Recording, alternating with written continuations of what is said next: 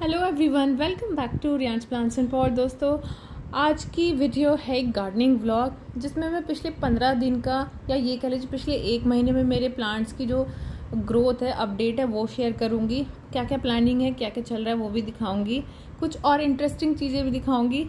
तो gardening vlog मैं क्यों कह रही हूँ, क्योंकि हमें अगर हमारा यूट्यूब चैनल है, हमारे सब्सक्राइबर है, हमारे व्यूवर है, चाहे वो 100 है, 1000 है, 10,000 है, 1 लाख है, तो हमें उन्हें गार्डनिंग वर्क अपने ज़रूर शेयर करने चाहिए, ताकि बहुत से लोग ऐसे होते हैं जो काम के चलते भूल जाते हैं, तो वो आपकी वीडियोस देख के इंस्पायर होते हैं, वो टाइम रहते अपने गार्डनिंग वर्क कर लेते हैं। तो ये सबको करना चाहिए कि अपने गार्डन के वर्क ज़रूर शेयर करें। तो सबसे पहली अपडेट, मेरे जो अलामंडा की वाइन थी जो सिर्फ और सिर्फ रेड सॉइल में थी, एक्स्ट्रा रेड सॉइल में ही रिपोर्ट की थी भाई, बहुत अच्छे से चल रही है। रिपोर्टिंग बिल्कुल सक्सेसफुल हो गई। और कुछ टच मी नॉट प्लांट यानी कि छुई मुई के सीड डाले थे, बहुत जहाँ जहाँ डाले थे सब जगह ग्रो हो गए, लेकिन किचन की बैल्कनी में जितने गमलों में लगे थे वो सब चूहे खा गया। ये मेरी छोटी सी अपराजिता की वाइन थी जिसको कि मैंने अब रिपोर्ट कर लिया, ये भी सही चल रही है। और बेल वाले प्लांट के लिए एक फ्री की ट्रेलिस, फ्री का आर्च का आइडिया देती हूँ। अगर बैल्कनी है, लोहे की रेलिंग है, तो आपको उसमें क्या करना है, लोहे की रोड है या बांस है, उसको अच्छे से बांध दीजिए ऊपर और लेफ्ट और राइट दोनों तरफ, जितना भी आपको दूर रखना है। ऊपर के सिरों को किसी रस्सी से जोड़ दीजिए और अपने बेल वाले प्लांट को इस पर चढ़ा दीजिए, तो बहुत अच्छा लुक क्रिएट होता है। इधर से मेरी अलामांडा है, उधर से मेरी ये अपराजिता की वाइन है। फूल खिलते बहुत अच्छा लगता है, एटलीस्ट एक नया लुक, मतलब लगता है कि हाँ बालकनी गार्डन्स है। तो ये फ्री का आइडिया है, बजाय किसी एक्स्ट्रा DIY के या ख़रीद के लगाने की बजाय इस तरह का बना सकते हैं। और इसी सिलसिले में अपडेट का ही मैं दिखाऊंगी। मेरे पास ये वुडन रैक थी, शू रैक थी, जिसको कि पहले भी मैंने अपने यहाँ गार्डन में इस्तेमाल किया था, बीच में फिर इसमें कुछ सामान रख लिया, फिर से ये मेरे गार्डन में ही आ गई है। इसको आपको कभी भी फालतू में किसी को देना नहीं है, कभी फेंकना नहीं है। ये प्लांट रखने, गमले रखने के बहुत अच्छे से काम में आता है। गैप है तो छोटे गमले रख लीजिए, बहुत ही कम गैप है तो छोटे छोटे जो प्लांटर होते हैं ना, सिरेमिक्स, वो रख लीजिए। ये बहुत अच्छा काम करते हैं प्लांटर स्टैंड का। और वर्टिकल स्टैंड बहुत अच्छे होते हैं कम स्पेस के लिए। कैलेडियम के बल्ब जो कि टाइनी गार्डन जी ने हमें भेजे थे, मिसेस संगीता जी ने, वो एक बल्ब था हमारा, उसमें से नया पत्ता आ गया। दैट मीन्स कि ये बल्ब की ग्रोथ हो गई है। हालांकि सर्दियों में इसका डोरमेंसी का टाइम आ जाएगा आगे, लेकिन अगर एक बार ग्रोथ हो गई है तो मैं इसे पूरा पूरा बचाने की कोशिश करूंगी। इस गमले में मैंने लगाया स्वीट पोटैटो यानी कि शकरकंद, जो कि मैं सब्जी वाले के यहाँ से फ्री में लेके आई थी। ये हमारे पीले कनेर का अपडेट। देखिए, ये मैं कभी 3 साल पहले अपने चाचा जी के यहाँ से लाई थी, सीड से ग्रो किया फ्री ऑफ कॉस्ट, वहीं से मिट्टी में लगा के लाई थी। सिर्फ और सिर्फ मुझे इसकी टोपियारी ही बनाना था। तो जब भी इसमें ब्रांच आई मैं इसको कट करती गई। 1 से 2 ब्रांच हुई, 2 से 4, 4 से 6, इसी तरह से बहुत सारी ब्रांच हो गई। और इतने 12 इंच के गमले में लगाया तो ऑब्वियसली इसमें फूल तो खिलेंगे नहीं, तो मैं हमेशा से ही चाहती थी कि एक अच्छी सी टोपियारी हो मेरे पास। तो इसकी टोपियारी बनाने का सिंपल सा तरीका है, साल में एक बार हार्ड प्रूनिंग ज़रूर कर देनी है। अब ये इसकी हार्ड प्रूनिंग की थी मैंने 4 सितंबर को। 4 सितंबर को हार्ड प्रूनिंग करने के बाद ये कुछ ऐसा दिख रहा था।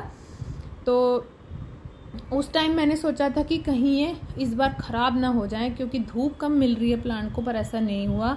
अभी अक्टूबर के मंथ में भी आप अपने कनेर की हार्ड प्रूनिंग कर सकते हैं। और ये देखिए, ये 4 अक्टूबर का मैं अपडेट दिखा रही हूँ।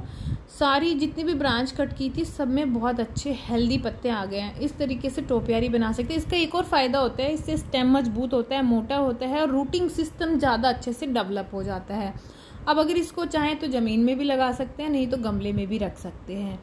और ये काम आप अपने कोई भी वुडी स्टेम वाले प्लांट के साथ कर सकते हैं जिसका ज़्यादा फोलिएज होता है। तो अब हम चलते हैं अपनी किचन वाली बालकनी में, जहाँ पर मेरे बहुत सारे प्लांट्स हैं और भी। तो यहाँ पर एक अपडेट दूंगी कि कोई भी एक्स्ट्रा प्लांट है तो वे अपने खाली पड़े गमलों में लगा लीजिए, क्योंकि अगर उनका डोरमेंसी टाइम आ रहा है तो उनको वेस्ट नहीं करें अभी, क्योंकि टाइम रहते अभी अक्टूबर में लगा देंगे तो नवंबर तक इसमें से बहुत सारे नए नए प्लांट निकल के आ जाएंगे, तो ये सेव हो जाएगा और गमला भी आपका भर जाएगा। उसके बाद ये हमारे गुड़हल के 2 प्लांट है, एक लाल वाला है, लेफ्ट में वाइट हिबिस्कस है, तो इन पर फूल भी नहीं आ रहे, पता नहीं क्या हुआ इनमें। केयर भी अच्छे से होते, धूप भी सही मिलती है, लेकिन 1-2 बार पहले भी ऐसा हुआ है, तो तब भी मैंने इनकी प्रूनिंग ही की थी।